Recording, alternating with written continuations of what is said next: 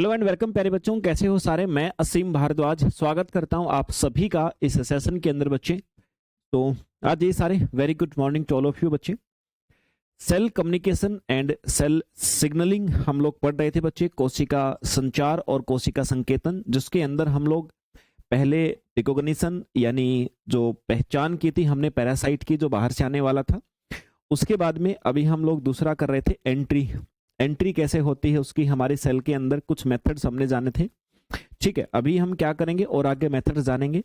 हमने endocytosis method जाना था, अब हम जानते हैं तीसरा मेथड जिसको हम कहते हैं बच्चे फ्यूजन। क्या कहते हैं बच्चे? जिसको मेम्ब्रेन फ्यूजन जिसको कहा जा सकता है। ठीक है, तो तीसरा मेथड है एंट्रेंस का, बोले तो मेम्ब्रेन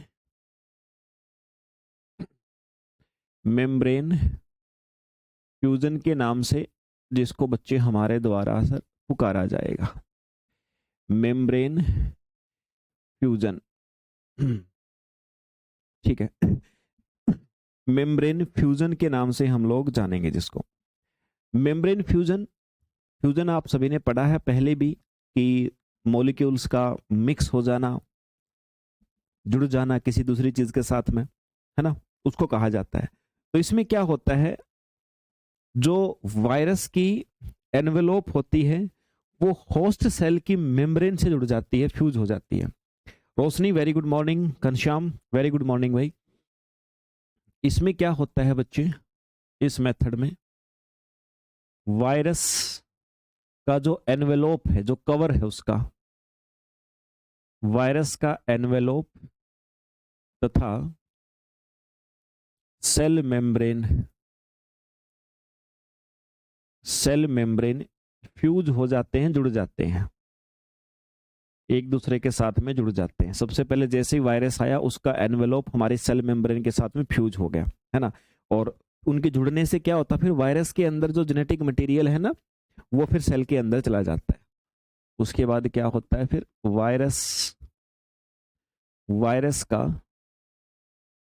वायरस का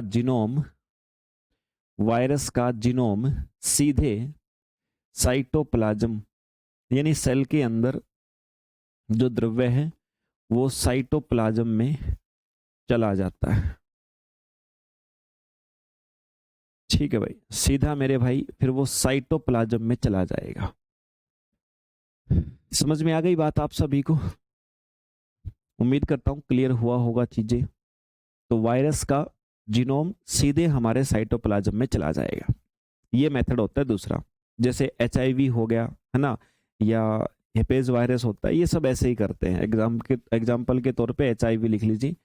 HIV जो है वो आपका ऐसे ही मेरे भाई एंट्री करता है फ्यूजन की सहायता से। फिर एक होता है बच्चे इंजेक्शन ऑफ जेनेटिक मटेरियल, चौथा तरीका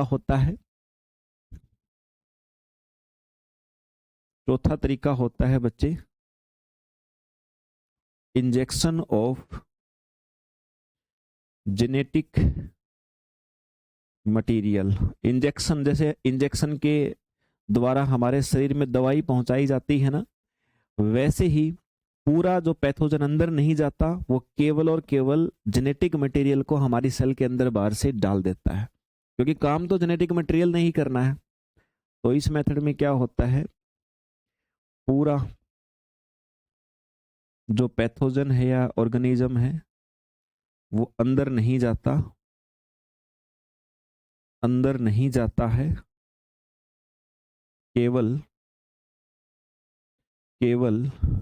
जो उसका जेनेटिक मटेरियल है जिसको जाकर के हमारे शरीर में काम करना, केवल उसका जेनेटिक मटेरियल सेल में प्रवेश करता है।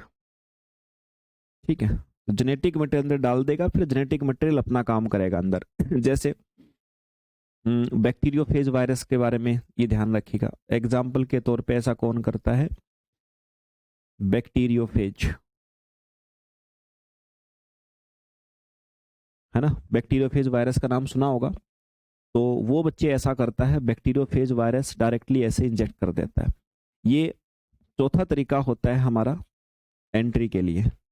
ओके सर, इतनी सी बात आपको समझ में आ गई बच्चे। अच्छा, अब प्लांट सेल में कैसे एंट्री होती है?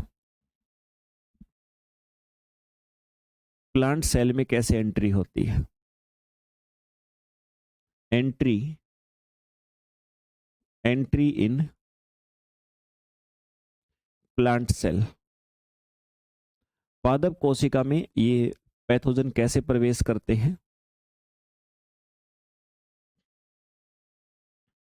पादप कोशिका में कैसे प्रवेश करेंगे बच्चे ये पैथोजन? अब हम उस अगली बात पे आते हैं।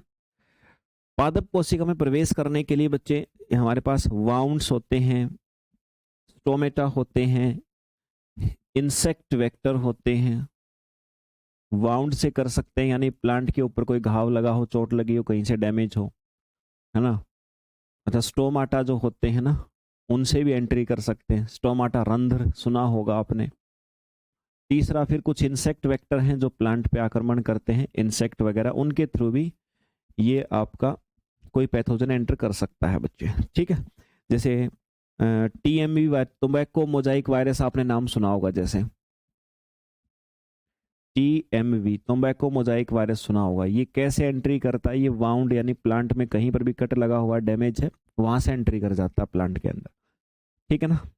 चलिए, और ये जो क्वेश्चन आपके सामने लिखा है, ये क्वेश्चन आपका पूछा जा चुका है, आ चुका है, यही क्वेश्चन आ चुका है, कैसे एंट्री होती है प्लांट सेल के अंदर। ये ऑप्शन दे रखे थे, इनमें से हमें एक आंसर देना था बच्चे। ठीक है, तो क्वेश्चन ऐसे ही पूछे जाते हैं, और ये मैंने आपको करवाया भी था, जो PYQ की सीरीज में आपको करवा रहा था, उसके अंदर मैंने आपको बताया भी था कि भाई ये क्वेश्चन पूछा जा चुका है। याद करिए, अभी थोड़ा टाइम पहले ही किया था। ओके सर, अब है तीसरी चीज सर। पहली बात हमने क्या पढ़ी थी? रिकॉग्निशन पढ़ा था, पहचान कैसे होती है। दूसरी बात हमने पढ़ा है एंट्री कैसे होती है। और अब तीसरी बात पे आएंगे हम लोग। तीसरी बात क्या है? Alteration of host cell behaviour by pathogen.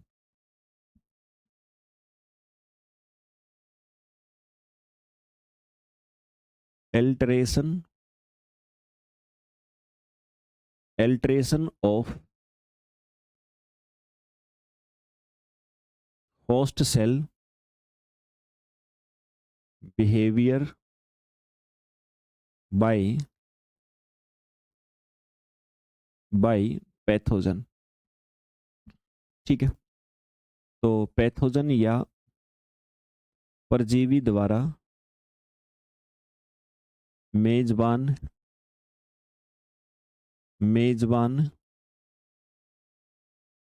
कोशिका के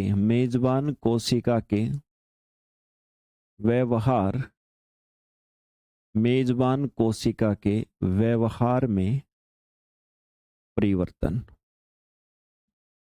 मतलब भाई, अभी मान लीजिए एंट्री कर गया, एंट्री करने के बाद अब क्या करेगा? मान लो कोई बीमारी फैलाने वाला एजेंट हमारी जो सेल थी, उस सेल के अंदर एंट्री कर गया।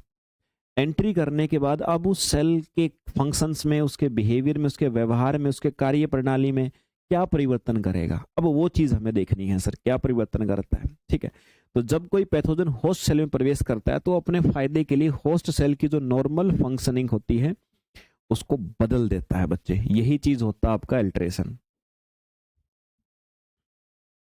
यानी जब कोई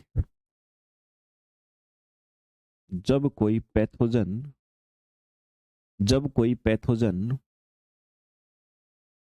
होस्ट सेल में प्रवेश करता है, एंट्री करता है बच्चे, प्रवेश करता है, तो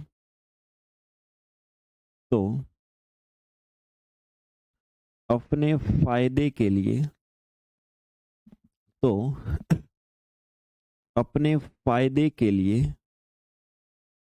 उसका फायदा मतलब उसको जीवित रहने के लिए, अपनी संख्या बढ़ाने के लिए, फिर क्या करता है? जो होस्ट सेल है, होस्ट सेल के जो नॉर्मल फंक्शन होते हैं, नॉर्मल कार्य होते हैं, नॉर्मल फंक्शन में बदलाव कर देता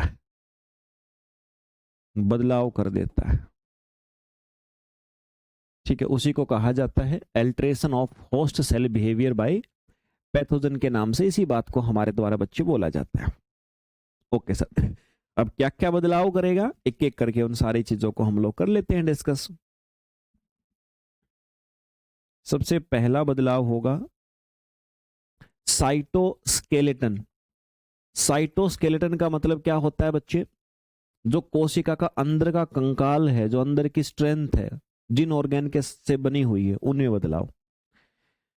यानी सबसे पहले क्या करेगा? साइटोस्केलेटन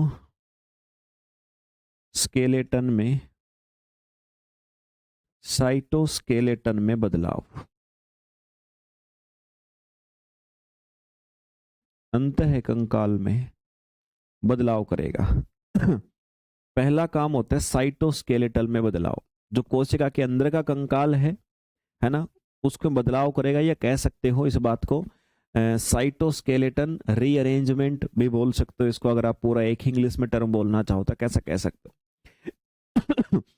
साइटोस्केलेटन क्या होता है? होस्ट सेल का इंटरनल फ्रेमवर्क होता है।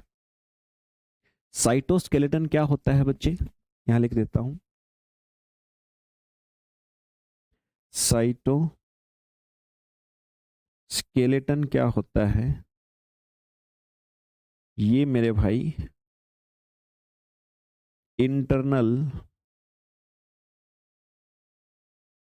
फ्रेमवर्क होता है। मतलब किसी भी कोशिका का आंतरिक ढांचा होता है, और इस आंतरिक ढांचे के अंदर कई प्रकार की ट्यूब्स वगैरह होती हैं, कई प्रकार की नलिकाएं वगैरह होती हैं बच्चे, जैसे actin filament, microtubules, intermediate filament, ये सारी चीजें होती हैं। इसमें एक्टिन, ये प्रोटीन होता है, एक्टिन से बने हुए फिलामेंट, ठीक है, एक्टिन से बने हुए फिलामेंट। जस्ट अ सेकंड बच्चे,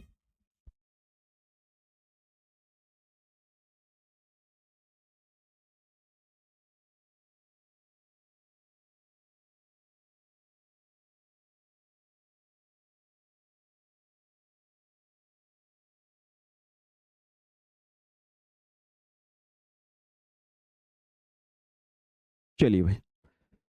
सो मैंने कहा एक्टिन फिलामेंट, एक तो ये होता है, दूसरा माइक्रोट्यूबुल्स, ठीक है, दूसरा होता है माइक्रोट्यूबुल्स, तीसरा होता है इंटरमीडिएट फिलामेंट्स, ठीक है, इंटरमीडिएट फिलामेंट्स जिसको हम लोग कहेंगे बच्चे। तीन, मतलब इस प्रकार के तीन प्रकार के ट्यूबुल्स टाइप की चीजें होती, नलिकाओं जैसी चीजें होती जो अंदर होती हैं और उसको सेल को अंदर से मजबूती दे रही होती हैं। तो कई पैथोजन जैसे बैक्टीरिया हो गया, वायरस हो गया, पैरासाइट हो गया, ये होस्ट सेल का जो साइटोस्केलेटन है ना, इसको क्या करते हैं? मैनिपुलेट कर देते हैं, ताकि इसको मैनिपुलेट करेंगे तो ये ऐसा बदल जाएगा, इसमें ऐसे परिवर्तन आ जाएंगे, मतलब इसको मैनिपुलेट करेंगे,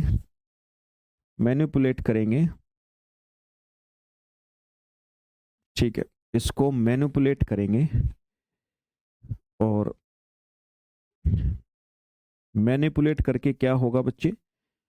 फिर जो बाहर से आया हुआ बैक्टीरिया वगैरह, वायरस कोई भी है, वो उसका सर्वाइवल और उसका स्प्रेड, मतलब उसका जीवित रहना और उसका फैलना, ये दो चीजों में उसको क्या मिलेगा? इन दो चीजों में उसको बेनिफिट मिलेगा, ठीक है। क्यों करते हैं? मतलब अंदर का सिस्टम में थोड़ा परिवर्तन कर देंगे, उसको एक्टिव होकर के उसको बदल देंगे, संरचना अंदर की बदल देंगे, जिससे उनका सर्वाइवल आसान हो जाएगा और उनका स्प्रेड आसान हो जाएगा बच्चों, ठीक है।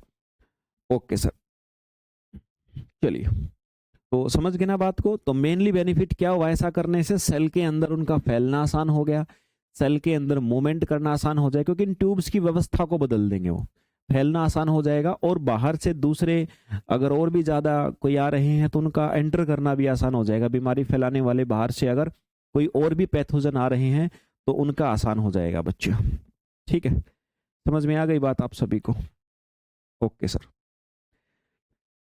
चलिए ये था पहला काम क्या किया, जो हमने अल्ट्रेशन की बात कर रहे थे, पहला काम किया उन्होंने साइटोस्केलेटन में बदलाव। अब दूसरा और क्या कर सकते हैं और कैसे बदलाव, कैसे अल्ट्रेशन कर सकते हैं, तो होस्ट जीन एक्सप्रेशन में बदलाव। दूसरा है बच्चे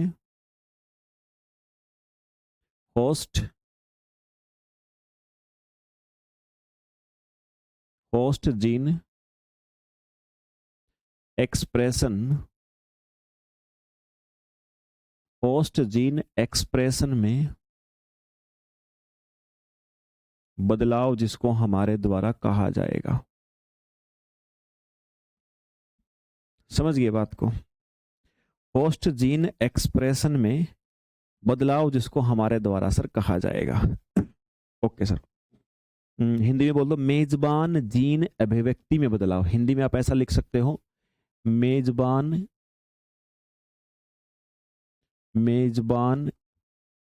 जीन अभिव्यक्ति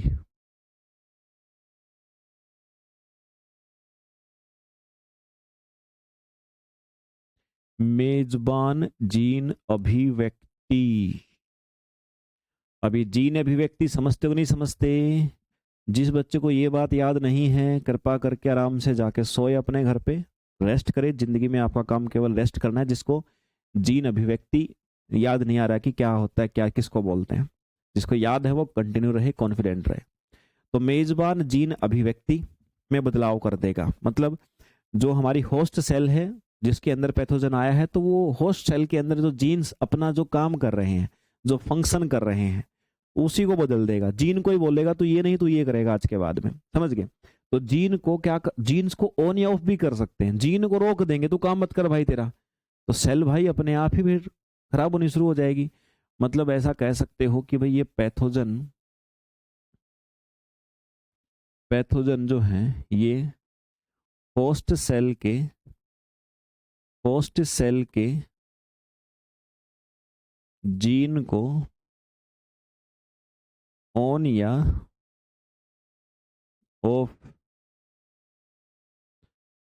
ऑफ कर देते हैं। ठीक है, तो पैथोजन क्या करेंगे मेरे भाई, होस्ट सेल के जो जीन है ना, उनको या तो ऑन कर देंगे या ऑफ कर सकते हैं। मतलब जो ऑन है उनको ऑफ कर सकते हैं, ऑफ को ऑन कर सकते हैं।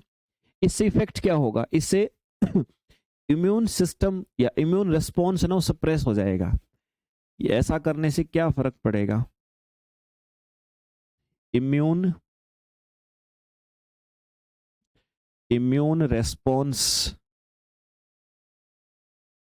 सप्रेस हो जाएगा बच्चे।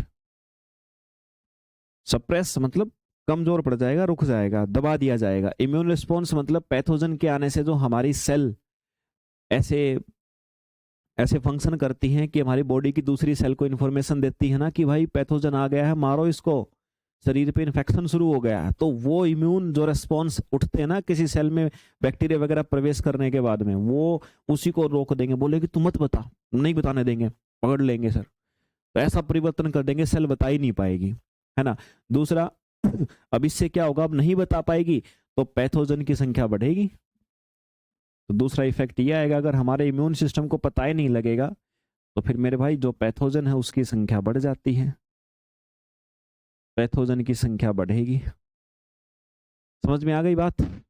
ओके भाई, ठीक है सर। अब अगला, अब और तीसरा क्या इफेक्ट होगा, क्या चेंज आएंगे, क्या चेंज कर सकते हैं ये पैथोजन, सेल साइकिल में बदलाव। सेल साइकिल में बदलाव बच्चे।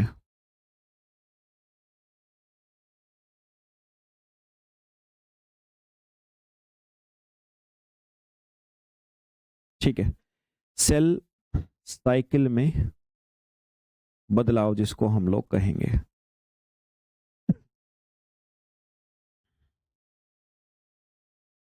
सेल साइकिल में बदलाव जिसको हमारे द्वारा कहा जाता है। सेल साइकिल मतलब क्या है, जो सेल की डिवीजन प्रोसेस। देखो भाई, सेल बनती है, अपना काम करती है जिस काम के लिए बनी है, फिर उसके अंदर डिवीजन शुरू होता है, डिवीजन के अंदर कई फेज आते हैं, कई साइकिल चलती है। तो ये कोशिका के विभाजन जो हो रहा है ना उसी को प्रभावित कर देंगे। मतलब सेल डिवीजन जो है ना मेरे भाई वो प्रभावित हो जाएगा। समझ गए बात को? सेल डिवीजन मेरे भाई क्या हो जाएगा सर, ये प्रभावित हो जाएगा। कोशिका विभाजन ये आपका प्रभावित हो जाएगा, है ना, इस पे असर पड़ेगा मेरे भाई, याद रखिएगा इस बात को। Okay sir. अब उससे उससे डिफरेंस क्या आएगा भाई, सेल का जो डिवीजन यानी नई नई सेल बनने की प्रोसेस थी, अगर वो प्रभावित थी तो प्रभावित होने से क्या होगा, दो काम हो सकते हैं, दो काम हो सकते हैं। इफेक्ट क्या होगा, पहला या तो अनकंट्रोल्ड सेल डिवीजन होएगा, अनकंट्रोल्ड सेल डिवीजन होएगा। बोले तो सर अनियंत्रित कोशिका विभाजन हो जाएगा, अनियंत्रित कोशिका विभाजन होगा और आवश्यकता से ज्यादा कोशिका, इतनी डिवीजन हो जाएगा, इतनी कोशिकाएं बनने लगेंगी, वहां पे ट्यूमर्स बन सकते हैं, क्लोट बन सकते हैं, कैंसर हो सकता है। या फिर सेल अरेस्ट, अरेस्ट का मतलब है कि सेल को डिवीजन ही नहीं करने देगा, कहीं ना कहीं रोक देगा, बीच में सेल की डिवीजन की जो प्रोसेस है ना बच्चे, जो डिवीजन की प्रक्रिया उसी को रोक देगा बीच में कहीं ना कहीं। तो सेल की साइकिल अरेस्ट भी हो सकती है, रुक भी सकती है बीच में, है ना, ये होता है। ओके सर, ठीक है। तो कैंसर प्रोड्यूस हो सकती है इस रीजन से, अगर ये ऐसा कुछ चेंज किया तो। फिर है बच्चे आपका एपोप्टोसिस, एपोप्टोसिस को भी कंट्रोल कर सकता है ये अगला इफेक्ट।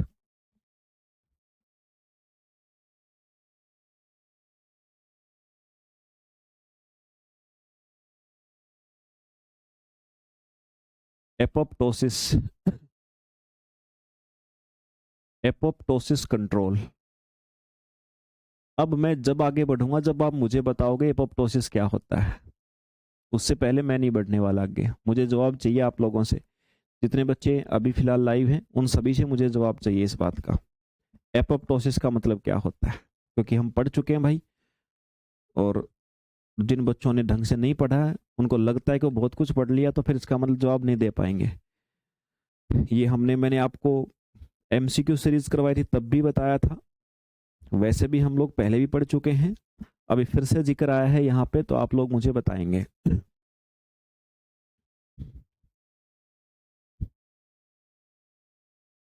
बताओ एपोप्टोसिस किसको बोलते हैं, फास्ट मुझे आंसर दीजिए।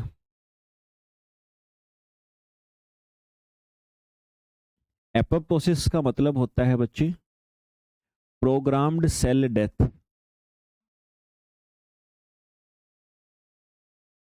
प्रोग्राम्ड सेल डेथ, समझ गए?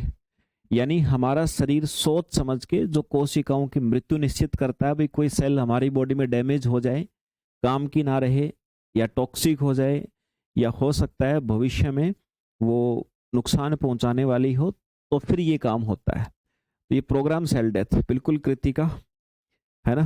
तो प्रोग्राम्ड सेल डेथ को हम बोलते हैं एपोप्टोसिस, है ना। तो सेल हमारी जो मरना जिसका निश्चित है ये क्या करेगा, ये उसको भी कंट्रोल कर लेगा, ठीक है, उसको रोक देगा, रोक सकता है,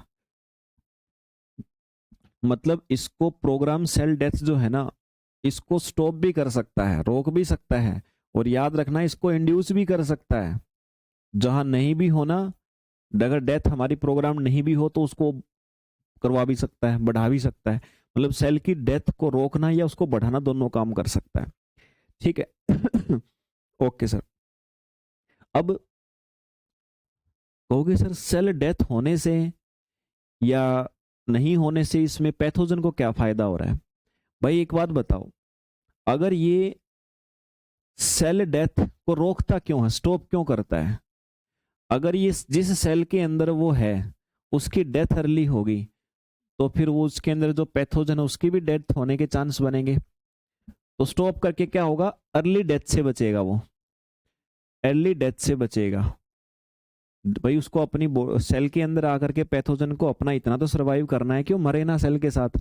और जब उसको लगता है कि भाई अब तुझे कुछ नहीं होगा, सेल मरती रहे, तो अब उसको लगता है कि सेल मरेगी तब तू फैलेगा पूरी बॉडी में। तो फिर इंड्यूस क्यों करता है, मतलब सेल को डेथ क्यों करवाता है, फिर उसको स्प्रेड करना होता है, फिर फैलना होता है। जब वो स्टेबल कंडीशन में आ गया तो वो फैलने के लिए फिर उसकी सेल की डेथ करवाने लगता है, जिससे फिर क्या होता है, और ज्यादा फैलता हमारी बॉडी में। समझ गए बात को? चलिए सर, भाई अगर मान लो पैथोजन आया, अभी अकेला है या एक दो ही है, तो सेल डेथ होने से फैलेगा थोड़ी, वो एक दो ही रहेंगे। लेकिन उसको जो पता है कि भाई अब तुम्हारी संख्या बहुत हो गई, अब मरवाओ सेलों को, अब सेल मरती फिर तुम फैल जाना, बाकी की सेल में भी एंटर कर जाना। तो फिर इसलिए दोनों काम ही अलग अलग तरीके से होते हैं। ठीक है, ओके सर। चलिए भाई, उम्मीद करता हूं यहां तक बात क्लियर हुई होगी। फिर बच्चे अगला एक और बदलाव करता है, सिग्नल ट्रांसडक्शन जो पाथवे होता है उसमें बदलाव।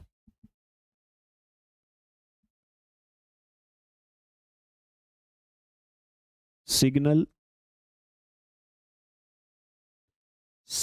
Transduction, signal transduction pathway, signal transduction pathway में बदलाव। ठीक है, सिग्नल ट्रांसडक्शन पाथवे में बदलाव जिसको कहा जाएगा।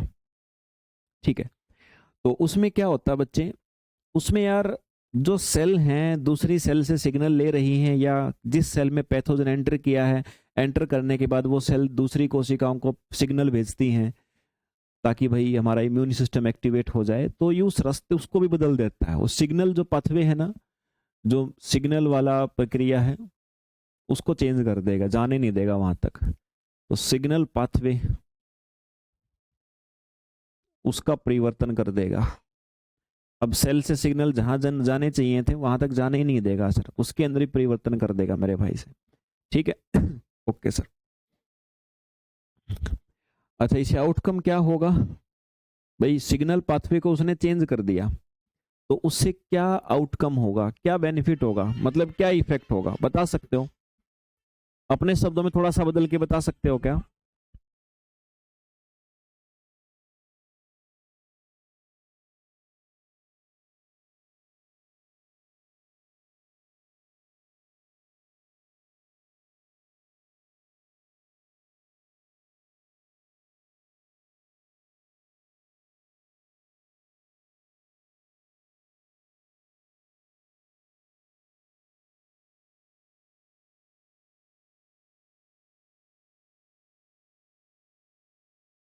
चलिए भाई, तो आउटकम अगर हम साइंटिफिक टर्म में देखें तो एक हम बोलते हैं इन्फ्लेमेशन में बदलाव, एक हम शब्द बोल सकते हैं इन्फ्लेमेशन में बदलाव। मतलब इस घटना का आउटकम क्या आएगा, क्या इफेक्ट आएंगे सिग्नल के चेंज होने से। इन्फ्लेमेशन,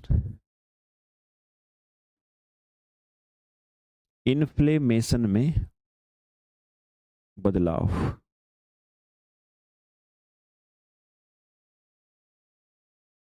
ठीक है भाई, इन्फ्लेमेशन में बदलाव। हाँ कृतिका, ऐसा बोल सकते हैं हम, बहुत सारी चीजें होंगी ऐसी। इन्फ्लेमेशन में बदलाव, इन्फ्लेमेशन मतलब क्या होता है कि होस्ट की एक प्रमुख इनेट इम्यून रेस्पॉन्स है जो पैथोजन को एलिमिनेट करने के लिए इम्यून सेल को एक्टिव करता है। मतलब इन्फ्लेमेशन क्या है बच्चे,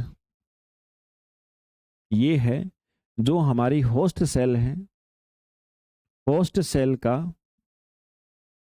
इम्यून सिस्टम को, होस्ट सेल का बच्चे, होस्ट सेल का इम्यून सिस्टम को एक्टिव करना।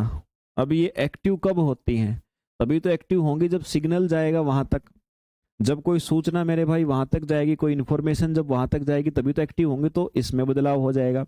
उसके बाद में एक होता है इम्यून इवेजन, इम्यून इवेजन ये भी हो जाएगा। इम्यून इवेजन का मतलब क्या होता है कि जो पैथोजन है वो होस्ट के इम्यून सिस्टम को अवॉइड या सप्रेस या मिसलीड कर सकता है, ताकि वो उसके अंदर आपका सर्वाइव कर सके बच्चे।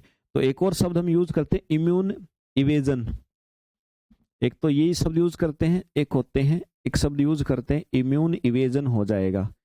इम्यून इवेजन का मतलब है कि जो पैथोजन है, पैथोजन होस्ट सेल की जो इम्यूनिटी है उसको अवॉइड कर दे, इग्नोर कर दे, या फिर उसको सप्रेस कर दे, मतलब उसको दबा दे, है ना। तो ये भी हो सकता है, इम्यून सिस्टम को अवॉइड करके फिर भी अपनी संख्या बढ़ा लेगा। तो ये सारे काम कैसे होंगे, जब वो सिग्नल का जो पाथवे है ना, जो सिग्नल ट्रांसमिट हो रहे हैं, जो सिग्नल बच्चे एक जगह से दूसरी जगह जा रहे हैं, जब उनमें बदलाव करेगा तब होगा। फिर बच्चे मेटाबॉलिक रीप्रोग्रामिंग कर सकता है, अगला चेंज।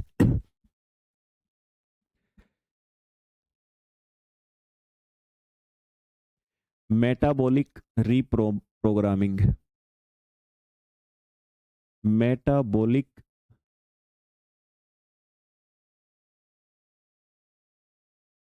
रीप्रोग्रामिंग, ठीक है भाई। मेटाबॉलिक रीप्रोग्रामिंग जिसको हम लोग कहेंगे,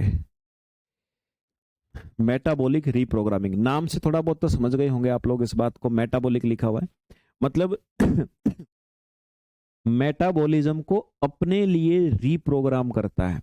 मेटाबॉलिज्म का मतलब है कि सेल के अंदर कोई चीज का सिंथेसाइज हो रहा है, किसी चीज का निर्माण हो रहा है, तो वो उसका निर्माण अपने हिसाब से सेट करेगा जैसे उसको फायदा हो रहा हो, है ना। तो होस्ट सेल के मेटाबॉलिज्म, होस्ट सेल के मेटाबॉलिज्म को कंट्रोल करेगा।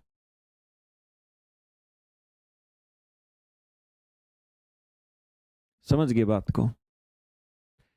होस्ट सेल के मेटाबॉलिज्म को क्या करेगा मेरे भाई, वो कंट्रोल करेगा। उससे क्या होगा, जैसे आप ऐसा कह सकते हो जैसे कि न्यूक्लियोटाइड की आवश्यकता पड़ती है पैथोजन को, मान लो, तो न्यूक्लियोटाइड का निर्माण करवाएगा, बोल, है ना। सेल को बोलेगा भाई मुझे न्यूक्लियोटाइड चाहिए, तो उसके अंदर जो परिवर्तन उसने करना होगा वैसे चेंज अंदर ला देगा, उसके जेनेटिक मटेरियल में लाएगा, किसी भी चीज में जो परिवर्तन बच्चे उसको लाने होंगे ना, वो परिवर्तन वो ला देगा। तो ये रिप्रोग्राम कर दिया उसने, है ना। जैसे वायरस होते हैं, वायरस यही करते हैं। बैक्टीरिया न्यूट्रिशन का निर्माण करवाते हैं, पोषण का निर्माण करवाते हैं। तो ये मेटाबॉलिज्म में चेंज करके ही हो सकता है। मेटाबॉलिज्म मतलब जो रासायनिक अभिक्रियाएं हो रही हैं बॉडी के अंदर, किसी भी चीज का निर्माण होता है, कोई चीज टूटती है, बिखरती है, फिर नई बनती है, ये बहुत सारी केमिकल रिएक्शंस आती हैं इसमें, ठीक है भाई। बहुत सारी रासायनिक अभिक्रियाएं इसमें आती हैं, तो ये सारी चीज वही करवाएगा आपका। Okay sir. फिर बच्चे और क्या चेंज कर सकता है, एक सेल सरफेस मॉडिफिकेशन।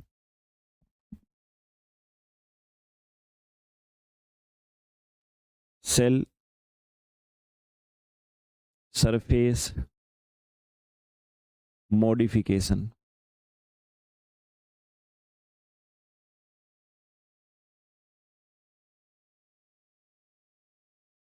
ठीक है। सेल सरफेस मॉडिफिकेशन, जो कोशिका का सरफेस है बच्चे, जिस सेल के अंदर होस्ट ने एंट्री करी है, तो उसके सरफेस मॉलिक्यूल्स को बदल देगा। होस्ट सेल के सरफेस, होस्ट सेल के सरफेस मॉलिक्यूल्स को क्या कर देगा बच्चे, उनको बदलेगा, ठीक है। होस्ट सेल के जो सरफेस मॉलिक्यूल्स हैं उनको चेंज करेगा। सरफेस मॉलिक्यूल चेंज होने से क्या होता है कि फिर वो इम्यूनिटी सिस्टम जो है ना हमारा, वो नहीं पहचान पाएगा। अब होस्ट सेल है जिसके अंदर पैथोजन एंट्री किया है, तो उसका सरफेस बदलेगा और इम्यून सिस्टम को सिग्नल भी देगी वो, तो सरफेस के मॉलिक्यूल को बदल देगा। फायदा इसी को होगा, वहां पे रहने में इसको आसानी होगी, इम्यून सेल से बच पाएगा, है ना। तो और एक और अगर शब्द लिखना चाहो तो ऐसा लिख सकते हो, होस्ट इम्यून रिस्पॉन्स का सप्रेशन, मतलब होगा इन्हीं मेथड से।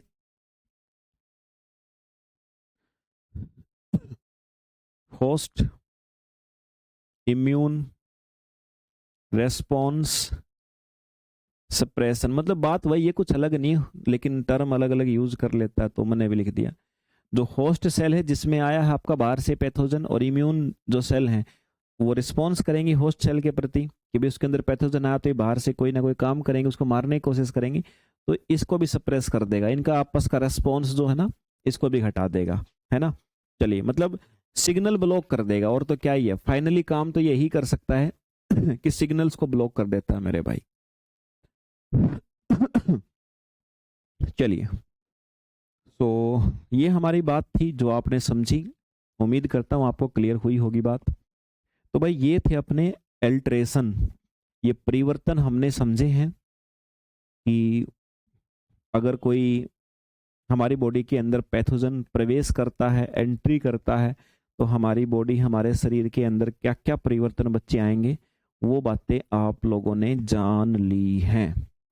पहली बात क्या जानी थी आपने? पहली बात देखो, हम मेनली पढ़ क्या रहे थे, हम होस्ट पैथोजन इंटरेक्शन, है ना, होस्ट पैथोजन इंटरेक्शन हम पढ़ रहे थे। सबसे पहले हमने होस्ट और पैथोजन जो है दोनों की परिभाषाएं जानी थी, फिर इंटरेक्शन का मतलब इनके बीच का संबंध यानी पहचान करना, एंट्री कैसे करता है, एंट्री करके क्या क्या परिवर्तन लाता है, वो बातें फिर हमने समझी।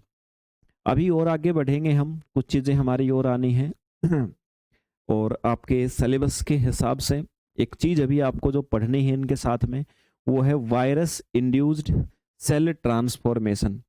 मतलब प्रॉपरली है ना, वायरस के द्वारा हमारी कोशिका में परिवर्तन कैसे आता है, अभी हमें देखना है कि भाई वायरस अगर इंड्यूस होता है, अभी तो हमने एक जनरल से जनरल सा व्यू देखा है, अभी तक आपने जो पढ़ा है वो जनरल व्यू देखा है कि भी कोई भी पैथोजन आता है तो क्या क्या परिवर्तन हो सकते हैं। अभी स्पेसिफिक हमें पढ़ना है वायरस के विषय में, ठीक है। वायरस अगर इंड्यूस होता है, हमारी बॉडी के अंदर प्रवेश करता है पैथोजन के रूप में, तो उसके द्वारा सेल के ट्रांसफॉर्मेशन, कोशिका के अंदर क्या परिवर्तन किया जाएगा बच्चे, अब ये पूरी प्रोसेस हमें सीक्वेंस में जाननी है, सीक्वेंस में पढ़नी है। कुल मिला के बात यह है कि वायरस के एंट्री से संबंधित सारी बातें हम लोग जानेंगे अभी। तो मैंने क्या कहा आपको, मैंने कहा virus induced cell transformation,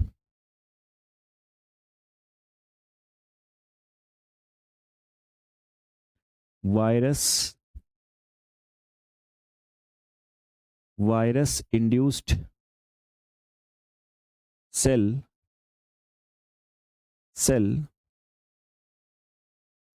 transformation, ये बच्चे, यानी वायरस द्वारा कोशिका के अंदर जो परिवर्तन उत्पन्न किए जाएंगे, वायरस द्वारा कोशिका परिवर्तन या कोशिका में परिवर्तन,